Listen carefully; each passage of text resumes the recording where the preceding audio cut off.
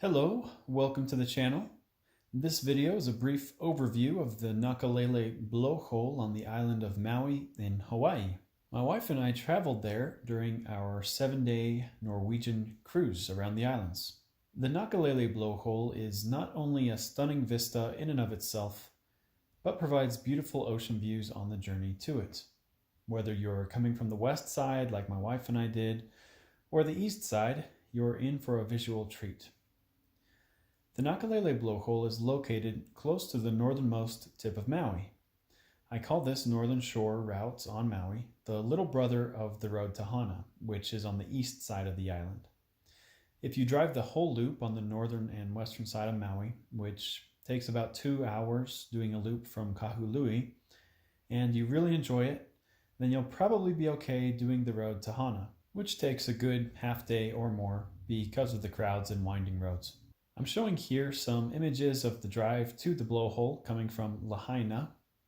As you can see, you still get gorgeous views of the foliage and the ocean, and some of the hairpin turns characteristic of the road to Hana. So I really think it's a great alternative if you're not up for Hana. Personally, I'm not sure I will ever drive the road to Hana myself. I'd rather take a bus so I could enjoy the view without the stress. This route, though, isn't so bad to drive yourself. You'll know you've arrived at the Nakalele Blowhole when you crest a hill and see cars parked on the north side of the road and a coconut stand. I've heard the coconut stand is reasonably priced and tasty, but we didn't actually try any. I believe it is $10 for one coconut, and the process can be fun to watch. The parking area is right around mile marker 38.5 coming from the west. As you park, you'll be able to see the blowhole almost from the road, just down the hill towards the ocean. There isn't a whole lot of parking space, so I would recommend going early-ish morning or late afternoon to avoid rush times.